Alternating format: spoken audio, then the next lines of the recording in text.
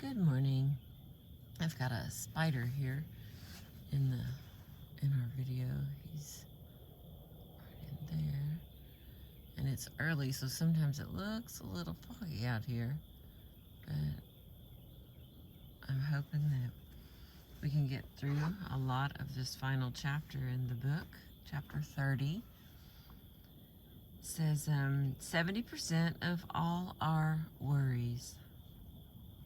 If I knew how to solve everybody's financial worries, I wouldn't be writing this book. I would be sitting in the White House right beside the president. But here is one thing I can do. I can quote some authorities on this subject and make some highly practical suggestions and point out where you can obtain books and pamphlets that will give you additional guidance. 70% of all of our worries, according to a survey made by the Ladies' Home Journal, are about money. George Gallup of the Gallup poll says that his research indicates that most people believe that they would have no more financial worries if they could increase their income by only 10%. That is true in many cases, but in a surprisingly large number of cases, it is not true. For example, while writing this chapter, I interviewed an expert on budgets, Mrs. Elsie Stapleton, a woman who spent years as financial advisor to the customers of Wanamaker's department store in New York and of Gimbel's. She has spent additional years as an individual consultant trying to help people who were frantic with worry about money. She has helped people in all kinds of income brackets, all the way from a porter who earned less than $1,000 a year to an executive earning $100,000 a year. And this is what she told me. More money is not the answer to most people's financial worries. In fact, I have often seen it happen that an increase in income accomplished nothing but an increase in spending and an increase in headaches. What causes most people to worry, she said, is not that they haven't enough money, but that they don't know how to spend the money they have. You snorted at that last sentence, didn't you?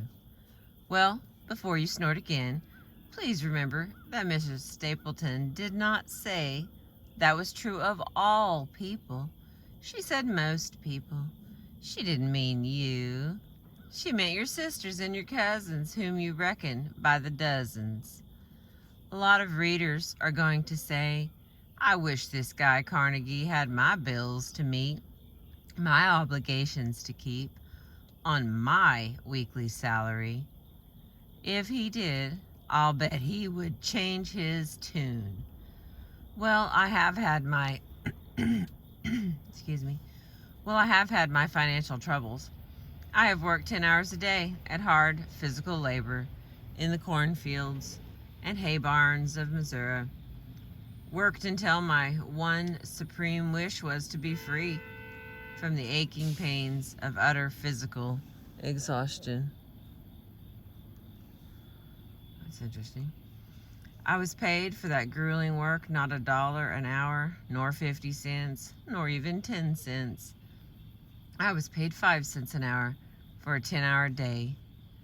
I know what it means to live for 20 years in a house without a bathroom or running water.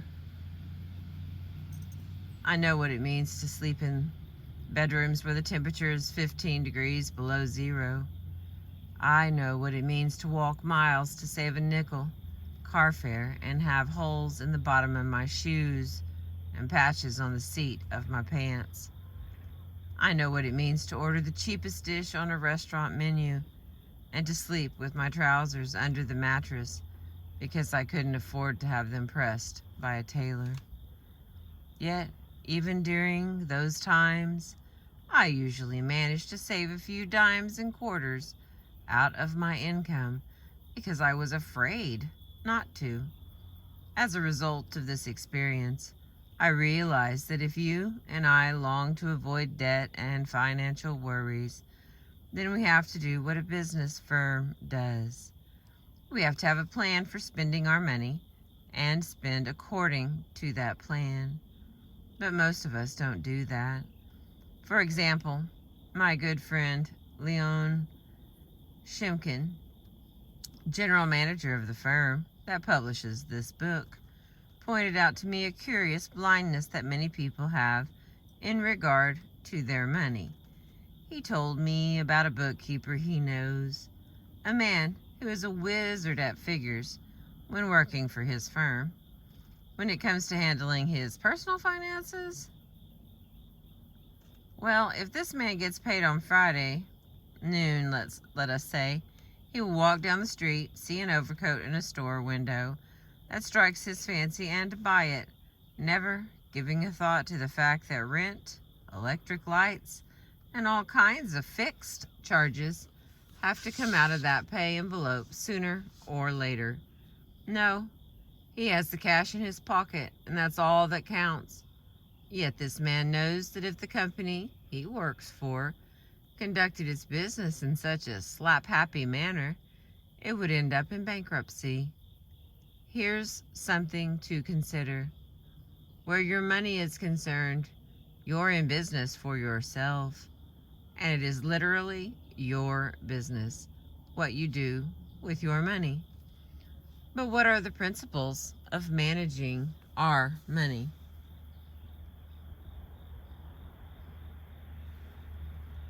How do we begin to make a budget and a plan? Here are 11 rules. Rule number 1, get the facts down on paper. When Arnold Bennett started out in London 50 years ago to be a novelist, he was poor and hard-pressed. So he kept a record of what he did with every sixpence. Did he wonder where his money was going? No, he knew. He liked the idea so much that he continued to keep such a record, even after he became rich, world famous, and had a private yacht. John D. Rockefeller Sr. also kept a ledger. He knew to the penny just where he stood before he said his prayers at night and climbed into bed. You and I, too, will have to get notebooks and start keeping records. For the rest of our lives? No, not necessarily. Experts on budgets recommend that we keep an accurate account of every nickel we spend for at least the first month, and if possible for 3 months. This is to give us an accurate record of where our money goes, so we can draw up a budget. Oh, you know where your money goes. Well, maybe so, but if you do, you are 1 in 1,000. Mr. Stapleton tells me it is a common occurrence for men and women to spend hours giving her facts and figures so she can get them down on paper. Then, when they see the results on paper, they exclaim, "Is that the way my money goes?" They can't hardly believe it. Are you like that? Could be. Rule number 2. Get a tailor-made budget that really fits your needs. Mr. Stapleton tells me that 2 families may live side by side in identical houses in the very same suburb, have the same number of children in the family, and receive the same income. Yet their budgeting needs will be radically different. Why? Because people are different. She says a budget has to be personal, a custom-made job.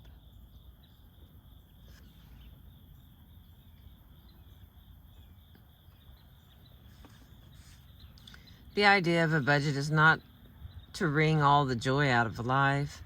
The idea is to give us a sense of material security.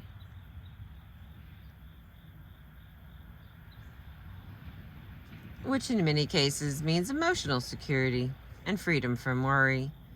People who live on budgets, Mr. Stapleton told me, are happier people. But how do you go about it? First, as I said, you must list all expenses. Then, get advice. You can write to the U.S. Department of Agriculture at Washington, D.C., and ask for their pamphlets on the subject. In some large cities, Milwaukee, Cleveland, Minneapolis, and probably many others, some of the leading banks have expert counselors who will gladly discuss your financial problems with you and help you draw up a budget. In many cities of 20,000 and up, you will find family welfare societies that will gladly give you free advice on financial problems and help you draw up a budget to fit your income. These family welfare agencies are usually listed under the head of social agencies in the classified telephone directory.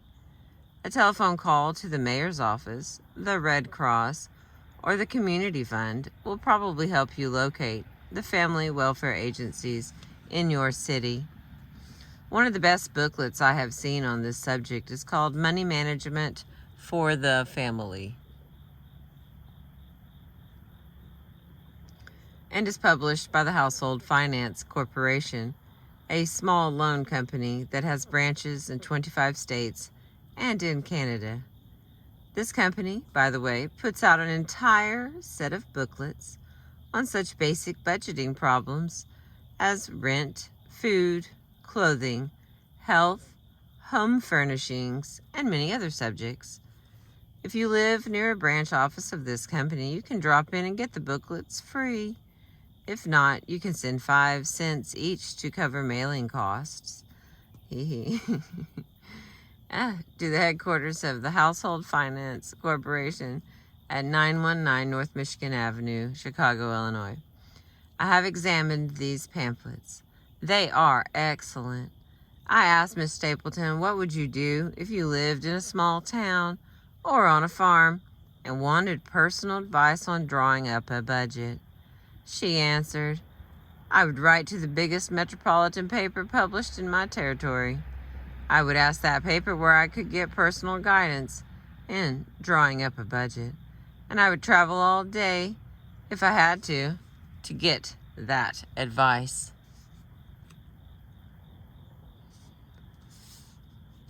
Rule number 3, learn how to spend wisely. By this, I mean learn how to get the best value for your money. All large corporations have professional buyers and purchasing agents who do nothing but get the very best buys for their firms. As steward and manager of your personal estate, why shouldn't you do it likewise? Here are some tips. Write to the Superintendent of Documents, Washington, D.C. Send for a list of government bulletins filled with advice for buyers and consumers. Most of these can be had for a fee of 10 cents. Number 2, for 50 cents a year, you can receive the Consumer's Guide, which is issued by the Department of Agriculture at Washington and will be mailed to you once a month. Number 3, if you want to invest $5 a year in learning how to get the most for your money, join the Consumers Union at 17 Union Square, New York City. This is the Encyclopedia Britannica of all consumer reports, and your money entitles you to a monthly service as well as to a buying guide at the end of the year. And the final one of rule number 3, 4. For $1.50, you can get a copy of a paper-bound book entitled How to Buy More for Your Money, compiled by Sidney Margolis, shopping news editor for the newspaper PM. This book is published by Doubleday and Company, Garden City, New York. This is far and away one of the best guides to sensible buying I have ever seen. 128 pages of priceless tips on hundreds of commodities, all the way from toothpaste to life insurance. All right, I'm going to take an end here and start with rule number 4 out of the final chapter of the book, How to Stop Worrying and Start Living. Thank you for listening. I appreciate you.